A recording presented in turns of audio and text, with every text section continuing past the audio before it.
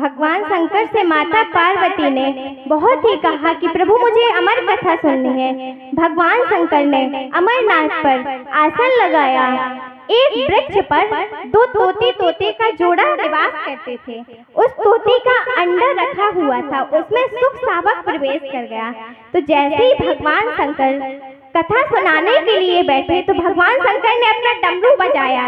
जितने भी पशु पक्षी थे सब उड़ करके चले गए, जितने भी जानवर थे सभी भाग गए, सभी जंगल खाली हो गया। तो जो एक कलवेक था वही सुख शावक सुकनी अपने अंडे को छोड़ करके चली गई। कथा का प्रभाव देखिएगा कितना है। भगवान शंकर कथा सुनाने लगे। अरे महाआसन पे महादेव जी बैठे आसन मां, अमर कथा जब लगे सुनाने, गौरा पुत्र पुरारे उमा के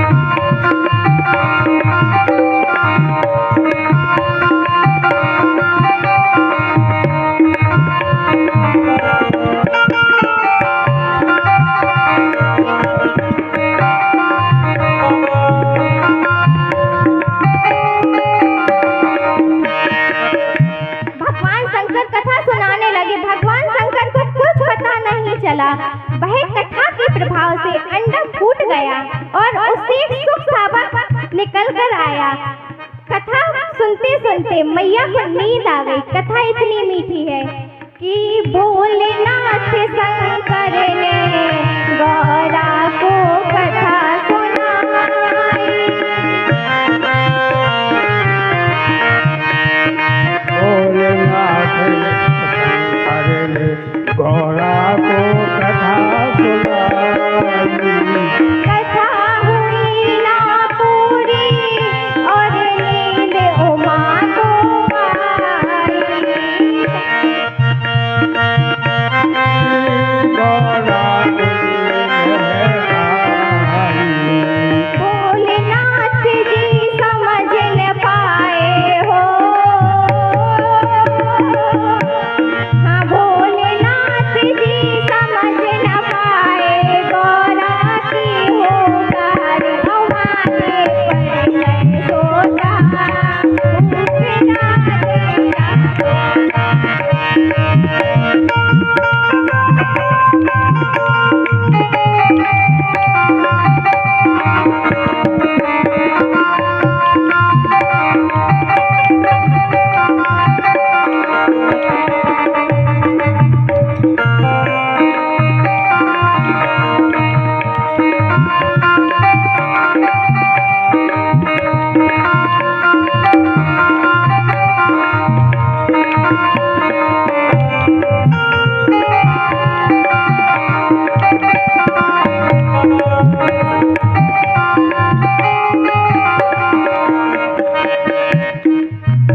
सभी गाएंगे हमारे साथ। सब लोग शांत क्यों रहते हो? ऊंची ऊंची तालियों के साथ बजाकर गाया करो। जब जैसे ही कथा प्रारंभ हुई, कथा 12वें स्कंद तक चली और जैसे ही भोले बाबा ने जयकारा लगाया, बोली शंकर भगवान की जय, बांके बिहारी लाल की जय। जब नींद से गौरा जागी, अफसोस हुआ है भारी। अफसोस हुआ है भारी। हाथ जोड़ कर बोली, हाथ जोड़ कर बोली, वो प्रभु लग गई नींद हमारी।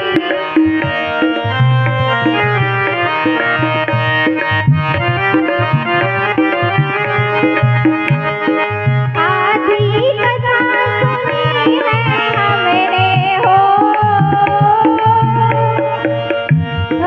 आधी कथा सुनी है हमने, आधी है बरकरार, ओ माँ के पर गई सोना,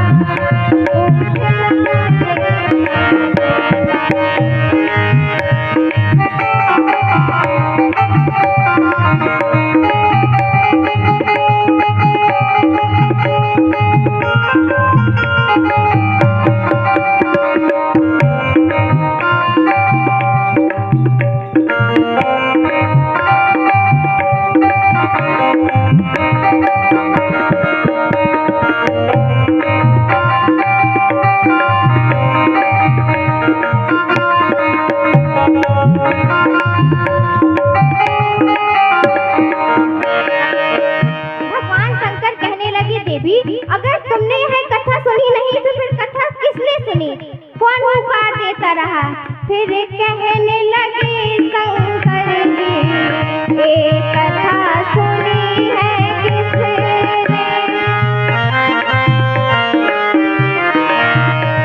एक कथा सुनी है किसने?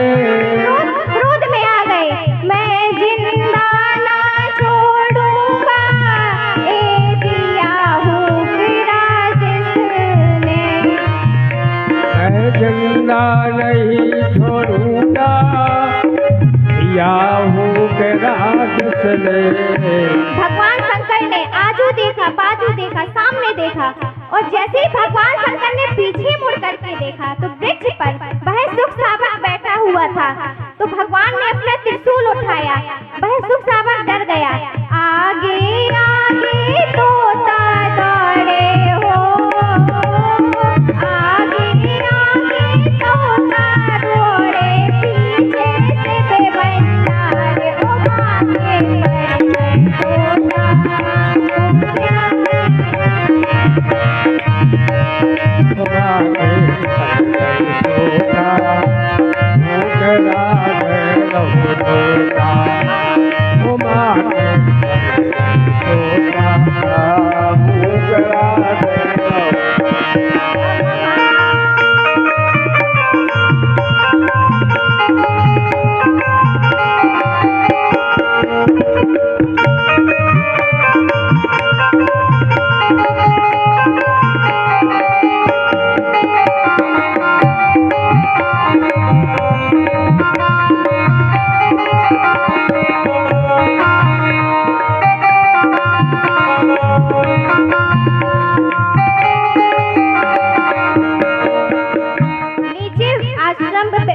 वेद व्यास जी का आश्रम बना हुआ था। अब वह सुख सावक उड़ करके वहीं पहुंच गया।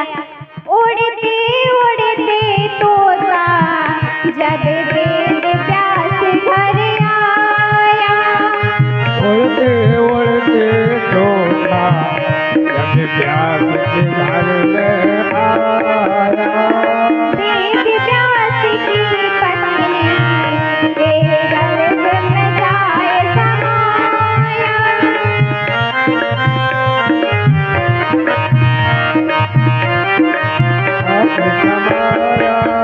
अब जैसे ही वह तोता बेटका देवी के गर्भ में प्रवेश कर गया तो तब उसका जन्म हुआ।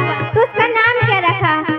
नाम पड़ा है सुखदेव है उनका, नाम पड़ा सुखदेव है उनका हो, नाम पड़ा सुखदेव है इनका, लीला अपरम पार उमा के पर तोता उगरा तेरा तोता। सोता उगरा तोता, सोता उगरा तोता।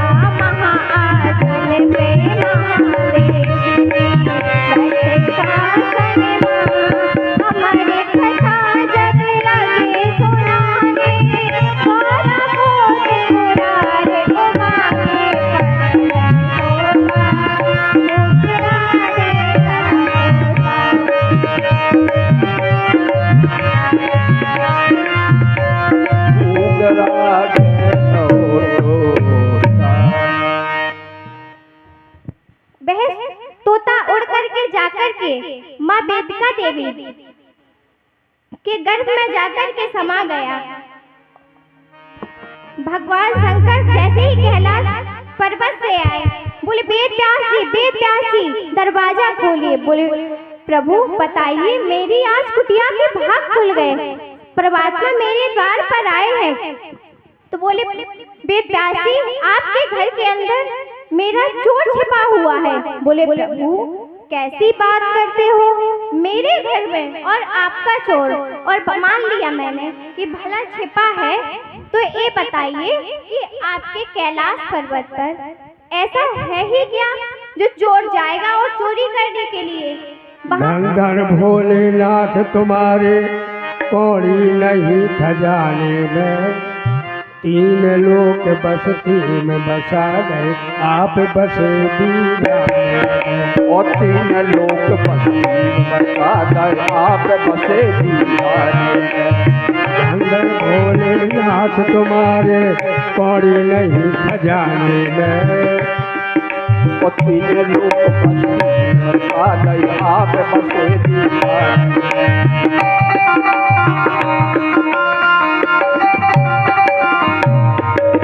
लुटिया न थारी पास में तुम्हारे शंभु, और कौन होशी वस्तु चोरी कर आई है।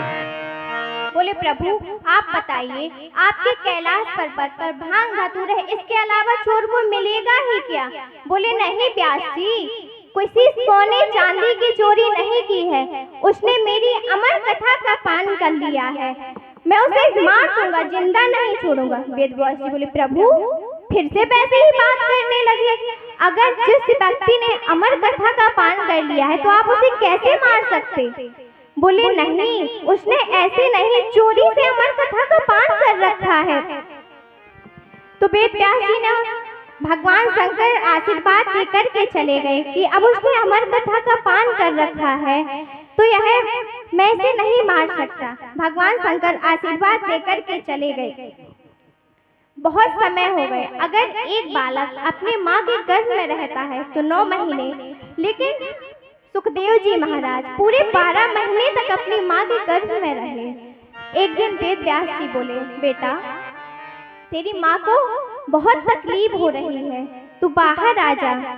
सुखदेव जी महाराज बोले नहीं पिताजी, मैं बाहर नहीं आऊंगा, अगर मैं बाहर आया तो मुझे संसार की माया घेर लेगी और मैं इस भ्रमजाल में नहीं पड़ना चाहता हूँ। सब जग को रही न जाए, हरि माया जादू सारे जग को रही न जाए, हरि माया हरि माया जादूगर ले, प्रभु माया जादूगर ले, सब जग को रही न जाए, हरि माया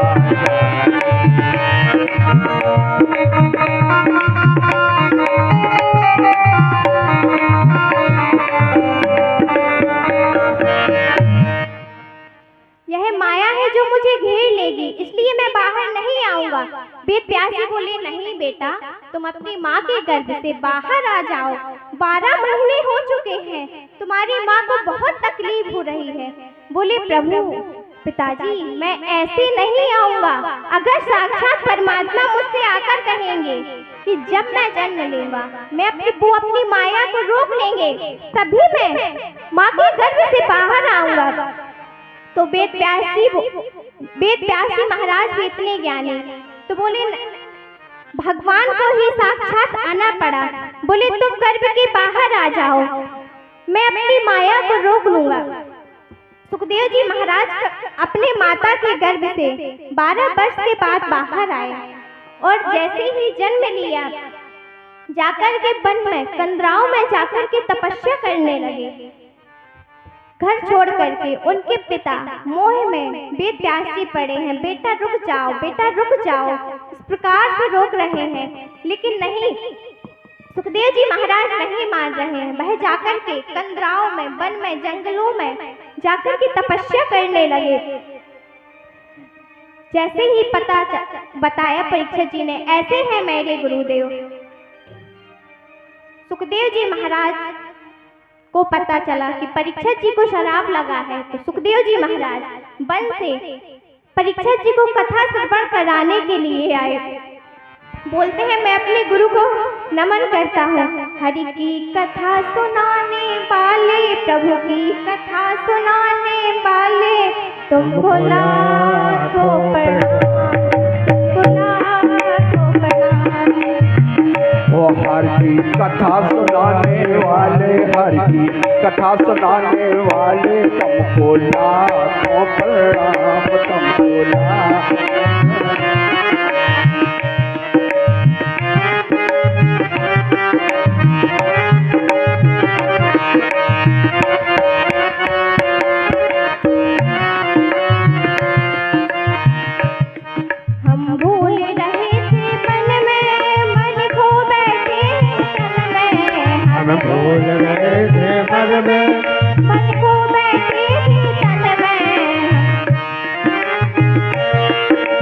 भूले उठे थे तन में।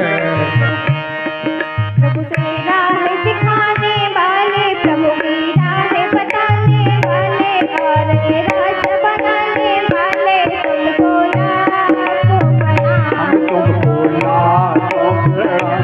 हर की कथा सुनाने वाले, हर की कथा सुनाने वाले, तुमको लाखों प्रणाम, तुमको लाखों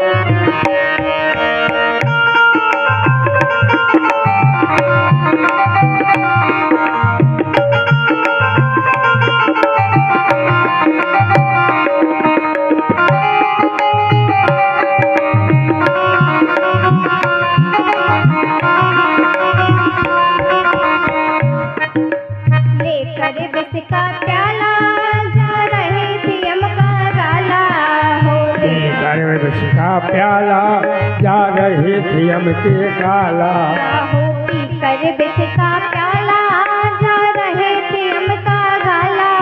हम पी कर बिस का प्याला जा रहे थे हम के गाला। अमृत पान कराने वाले, अमृत पान कराने वाले, प्रभु सुधा पिलाने वाले, प्रभु सुधा पिलाने वाले, तुमको हर की कथा सुनाने वाले, हर की कथा सुनाने वाले, तुमको लाखों प्रणाम, तुमको लाखों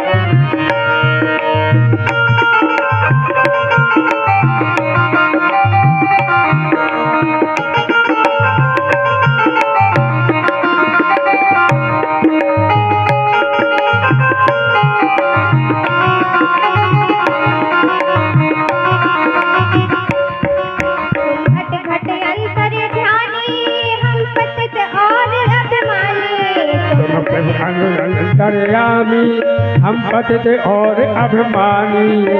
दर्शन कराने वाले, प्रभु दर्शन कराने वाले, हरि दर्श कराने वाले, हरि दर्श कराने वाले, तुमको लाखों प्रणाम, तुमको लाखों प्रणाम। हरि के कथा सुनाने वाले, हरि के दर्श कराने वाले, हमको राह बताने वाले, तुमको लाखों प्रणाम, तुमको लाखों प्रणाम।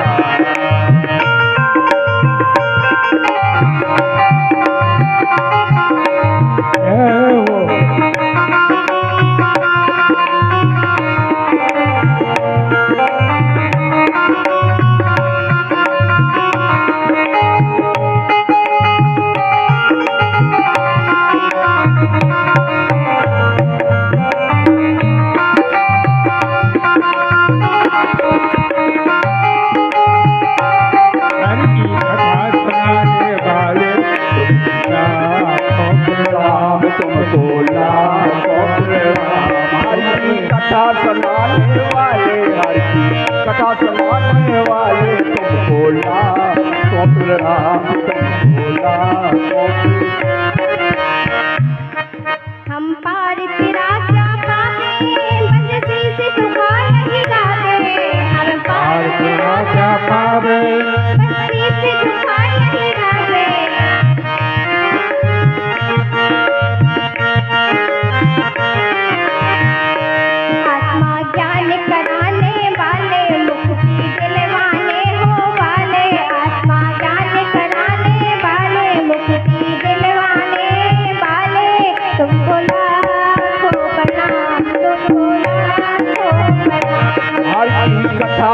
कराने वाले, आत्मज्ञान कराने वाले, आत्मज्ञान कराने वाले, तुमको लाखों राम तुमको लाखों प्रणाम।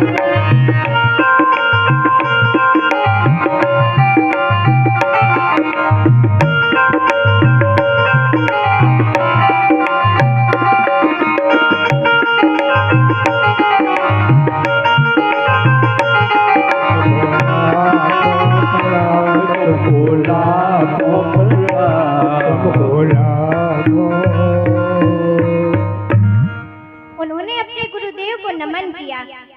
सुखदेव जी महाराज राजवान हुए तो परीक्षित जी ने कहा, प्रभु शीघ्र मरने वाले को क्या करना चाहिए?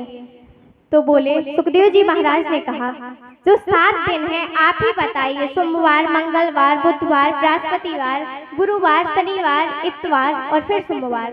7 दिन में हमको भी मरना, आपको भी मरना, जो भी पृथ्वी पर है जीव जंतु मनुष्य सबको 7 ही दिन में मरना। तुम्हें किस बात का भय है?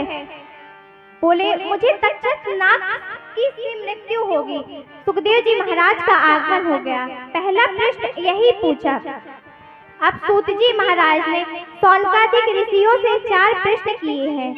जीवों का कल्याण कैसे हो? जीवों के कल्याण के लिए सर्वप्रथम साधन क्या है?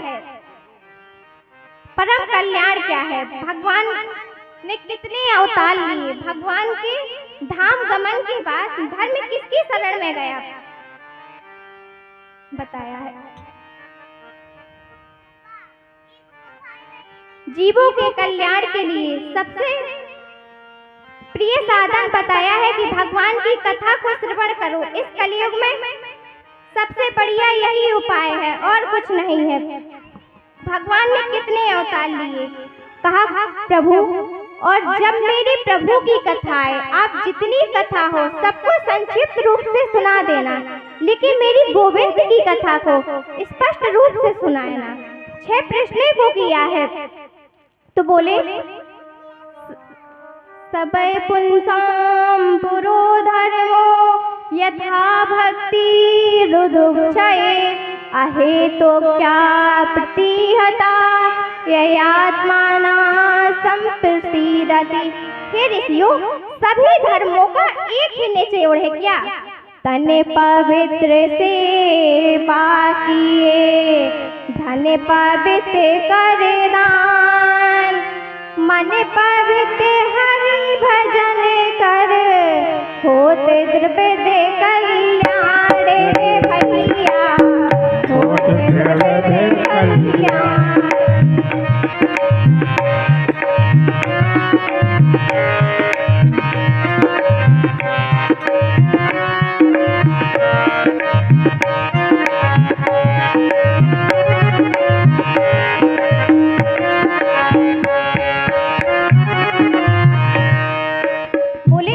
पवित्र सेवा किए, अपने तन को सेवा में लगाओ, संतों की सेवा में लगाओ, जितना हो सके। घर गृहस्थी भी देखो परंतु सेवा में लगाओ। हाथ से काम करते रहो, मुख से परमात्मा का गान करते रहो। और बोले दूसरा उपाय क्या है? बोले धन पवित्र कर दान। धान पवित्र करने के लिए थोड़ा थोड़ा दान करते रहना चाहिए। अपनी कमाई से बोले दसम अंशेन भीमिता, जो कमाया हुआ है उसका 10वां भाग दान में दे दो। अगर महीने में 1000 अपन कमा रहे हैं तो उसमें से अगर 100 रुपए दे दिए तो बताइए कोई बड़ी बात है? कोई बड़ी बात नहीं है। दसम अंशेन भीमिता, जितनी कमाई हो उसका 10वां भाग दान में दे देना चाहिए, यानी कि 1 भाग दान में दे देना चाहिए। और लाख कमाओ तो 10,000 दे दीजिए। इस प्रकार से दान करते अपनी कमाई के अनुसार करिए। तुलसी पंचने के पिए घटे न सरता नीर, दान किए धन ना घटे, जो सहाय रघुबीर कबीरा, जो सहाय रघुबीर।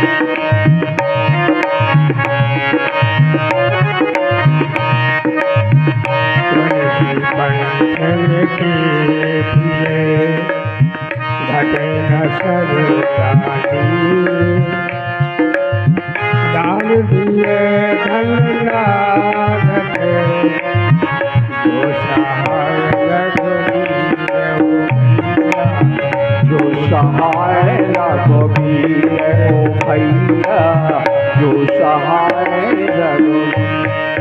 बोले दान करते रहना चाहिए। काफी काफी पैसे ऐसे आते हैं कि हमें भी पता नहीं होता है कि हमारी कैसा धन है। उस प्रकार से भक्ति में लगाते रहना चाहिए, दान पुण्य करते रहना चाहिए। और ठाकुर जी कुछ भी चीज लाएं, ठाकुर जी को समर्पित कर दें। अपने घर में जो भी भगवान है, जो अपने इष्ट देव है, प्रभु जो है आपका है, आप तो भगवान क्या करते हैं, उससे बुरा बुरा परमात्मा रख लेते हैं, अच्छा अच्छा अपने लिए छोड़ देते हैं। मन पवित्र हरि भजन सो, अपने मन को ठाकुर जी की सेवा करो, संतों की सेवा करो, ब्राह्मण की सेवा करो, बुजुर्ग व्यक्ति की सेवा करो, माँ बाप की सेवा करो। कर्म करो, कर्म से करो विधि नाना, मन राखो जहाँ कृपा निधाना। बोले हाथों से काम करते रहो, ठाकुर जी की सेवा करते रहो। चौथा प्रश्न क्या था बंधुओं, भगवान ने कितने अवतार लिए। भागवत जी के अनुसार भगवान के 24 अवतार हुए हैं और रामचरितमानस के अनुसार हरि अनंत हरि कथा अनंता सुनत कहत सुनत बहु वेद सब का राम सिया राम सिया राम जय जय राम राम सिया राम सिया राम जय जय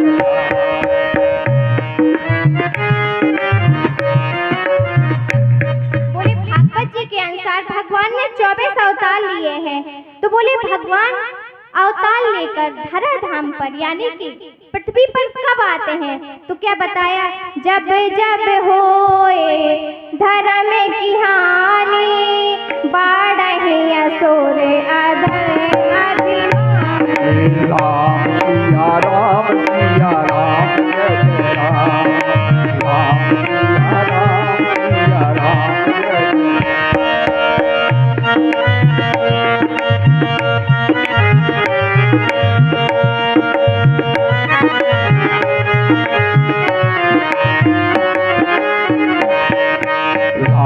सिया राम सिया राम जय राम सिया राम जय जय राम राम सिया राम जय जय राम।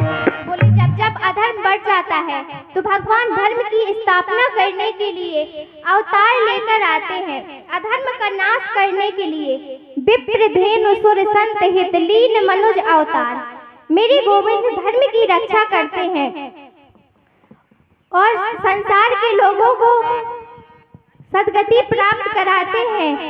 बोले गुरुदेव मैं बात समझ नहीं पाए कि पुण्य आत्मा के लिए, दुष्ट के लिए आती है और भक्तों के लिए आते हैं, किस किस के लिए आते हैं। तब गोस्वामी जी लिखते हैं, राम जन्म ते होते अनेका, परम विचित्र एका। राम जन्म के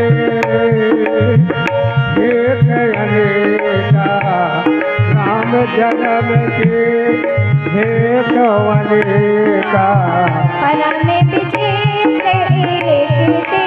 एका। राम सिया राम जय जय राम राम सिया राम जय जय राम। बोले भगवान आते हैं, अपनी लीलाएं करके पुनः अपने धाम को चले जाते हैं। भागवत जी के अनुसार भगवान के 24 अवतारों हुए हैं जो इस प्रकार है, सनत सनंदन सनातन सनत कुमार, 12 है नारद नर नारायण, कपिल दत्तात्रेय यज्ञ ऋषभदेव पृथु मत्स्य कच्छप धनवंती मोहिनी नरसिंह 52 परशुराम व्यास राम कृष्ण बलराम हैग्रीव बुद्ध कल्कि अवतार अभी कलयुग में होगा। जब अधर्म बढ़ जाएगा तो भगवान कल की अवतार लेकर के आएंगे। 24वां अवतार होगा कल की अवतार। 23 अवतार परमात्मा के हो चुके हैं। यह उत्तर प्रदेश के मुरादाबाद जिले में संभल नामक ग्राम में होगा। विष्णु यश ब्राह्मण के यहाँ भगवान कल के रूप में प्रकट होंगे। इस प्रकार से सौनका ऋषियों ने सूत जी महाराज के प्रश्नों का उत्तर दिया है। अब सुखदेव जी महाराज को परीक्षित जी ने बोले, प्रभु आप ये बताइए कि प्रथम प्रश्न किया कि सृष्टि प्रकरण कैसे हुआ, हम आप सभी इस दुनिया में कैसे आए। तो कहते हैं कि ब्रह्मा जी तपस्या कर रहे थे। सबसे पहले सुखदेव जी ने परीक्षित जी को यही सुनाया सृष्टि प्रकरण। ब्रह्मा जी बैठे हुए थे तो 2 पानी की बूंद गिरी, उनसे टप टप की आवाज आई। तो ब्रह्मा जी सोच में पड़ रहे, ये टप टप की आवाज क्या है, ये मुझे किस चीज का संकेत दे रही है। तो उन्हें उन टप टप की आवाज से यह संकेत मिला कि यह बोले तुम तप करो, तपस्या करो। तप करने के लिए बैठ गए। जैसे ही तप किया तो हजारों सालों के बाद तप करके तो भगवान नारायण ने कहा कि आप सृष्टि प्रकरण करो। तो सबसे पहले ब्रह्मा जी ने सृष्टि करना प्रारंभ किया। तो सबसे पहले अपने संकल्प से 10 मानस पुत्रों को जन्म दिया है। फिर उन्हें बोला कि आप जाकर के सृष्टि का प्रकरण करो, आगे सृष्टि को बढ़ाओ। तो उनकी बस की बात नहीं थी, उन्होंने मना कर दिया। फिर इसके बाद 4 पुत्रों को जन्म दिया है, सनक, सनंदन, सनातन और सनत कुमार। यह चारों पुत्र प्रकट हुए हैं। इनसे बोला तुम सृष्टि की रचना करो, ये बोले नहीं हमारी बस की बात नहीं है, हम तो संन्यास लेंगे। तो इन्होंने ब्रह्मा जी ने इन्हें श्राप दे दिया कि जाओ तुम 4 वर्ष के ही रह जाओगे। आज सनत कुमार चारों के चारों छोटी ही अवस्था में बने रहे। फिर दोबारा से अब सोचा कि अब कहाँ से सृष्टि प्रकरण हो। तब सृष्टि प्रकरण के लिए सबसे पहले ब्रह्मा जी ने अपने शरीर के 2 भाग किए, दाएं अंश से शतरूपा और बाएं अंश से मनु की रचना हुई। गोस्वामी तुलसीदास जी वर्णन करते हैं, मनु नानी शतरूपा तेन से भई नरी सृष्टि अरूपा।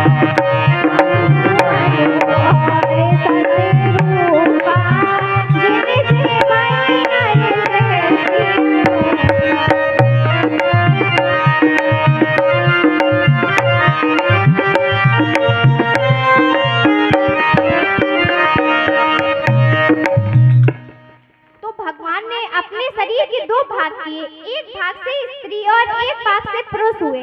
आजकल के लोग क्या कहते हैं कि हम लोग पहले के जमाने में आदि मानव थे, कोई आदि मानव नहीं थे।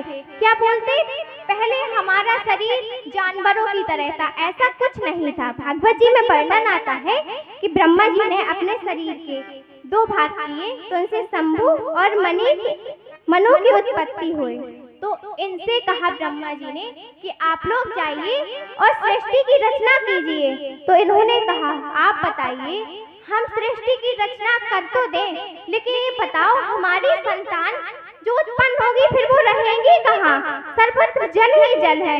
तो ब्रह्मा जी ने जैसे ही पृथ्वी की ओर देखा तो देखा हर जगह जल ही जल है। तो ब्रह्मा जी पुनः तप के लिए बैठ गए। उन्होंने विचार किया, तप के लिए बैठे तो ब्रह्मा जी की नाक से एक सूक्ष्म रूप बना करके एक जीव पैदा हुआ। तो वह देखते ही देखते विराट हो गया। बोलिए विराट भगवान की। सुखदेव जी महाराज पूछते हैं, परीक्षित जी, एक बार 12 भगवान हिरणाक्ष नाम के दैत्य का वध किया था और तुरंत समुद्र में प्रवेश कर गए थे। वहां से जो सृष्टि की रचना करने के लिए पृथ्वी को लाना था, अपनी डांड पर रख करके पृथ्वी को लाए थे। तब हिरणाक्ष नाम के दैत्य का वध किया। श्री सुखदेव जी कहते हैं, राजा परीक्षित, ये जो हिरणाक्ष है एक कश्यप नंदन था। ये माता दिति के दोष के कारण हिरणाक्ष नाम का दैत्य बना। ये पूर्व जन्म में भगवान के पार्षद थे, जिन्हें शराप मिला था कि जनकपति करुणानिधि कमलापति भगवान द्वारपाल लिखी रही जय और विजय महान। एक बार सनका देख आए और बाल तले बहु रूप बनाए। जान छो कमलापति पाका द्वारपाल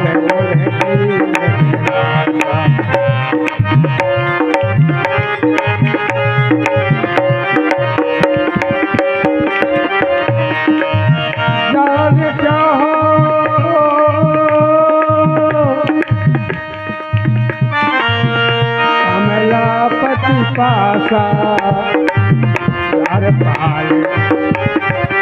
द्वारपाल उन्हें निराशा, द्वारपाल उन्हें निराशा, द्वारपाल उनके निवासा।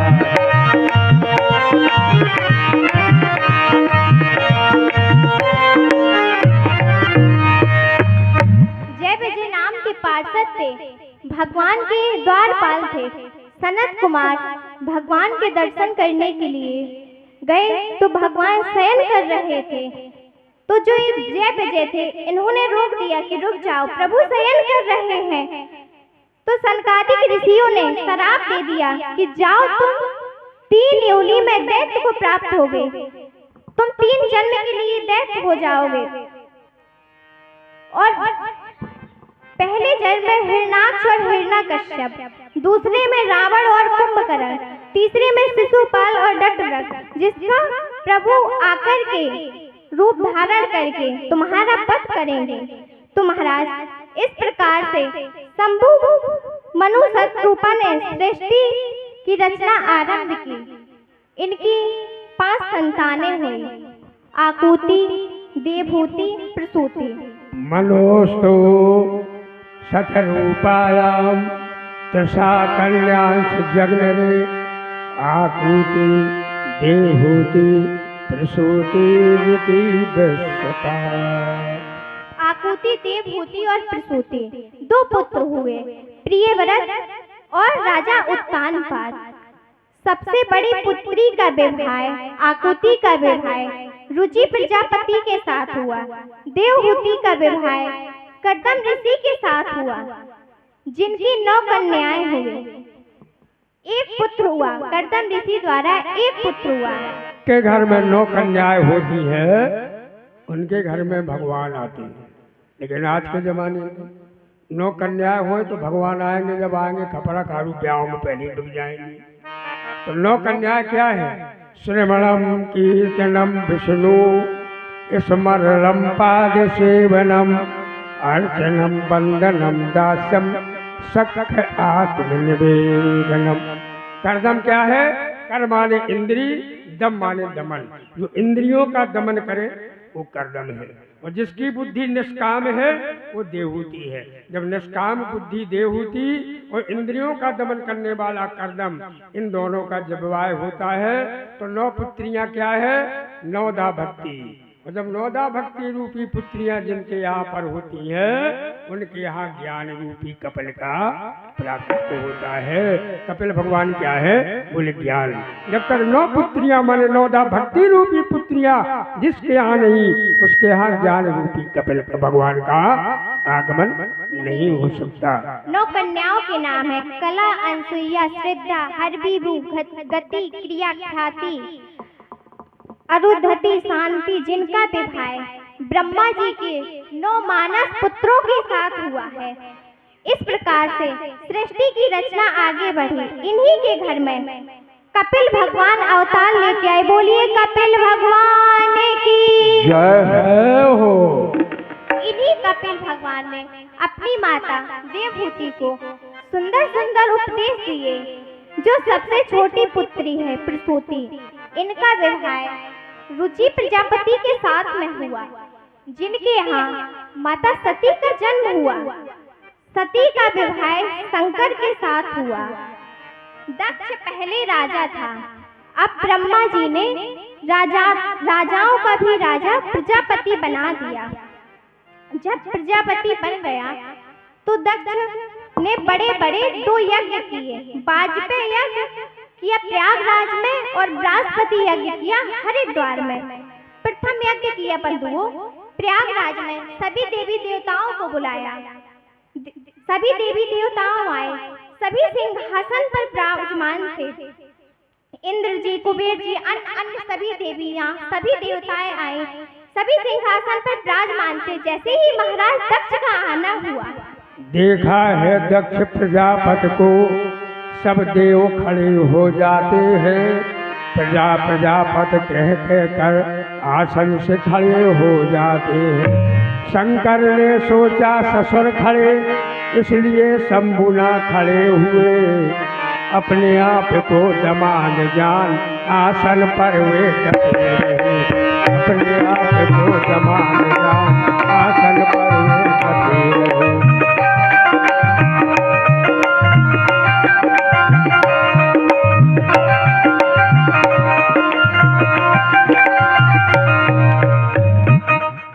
सभी देवी देवता खड़े हो गए, लेकिन 3 देवता खड़े नहीं हुए। ब्रह्मा जी, विष्णु जी और भगवान भोले बाबा। ब्रह्मा जी ने सोचा ये मेरा बेटा है और मैं इनका पुत्र हूँ, क्योंकि सृष्टि की रचना ब्रह्मा जी ने की है। तो भला बेटे के स्वागत में पिता थोड़ी ना खड़ा होता है। तो ब्रह्मा जी इसलिए खड़े नहीं हुए। विष्णु जी ने सोचा मैं इनका दादा हूँ, यानी बाबा हूँ। पोते के स्वागत में दादा थोड़ी ना खड़ा होता है। भोले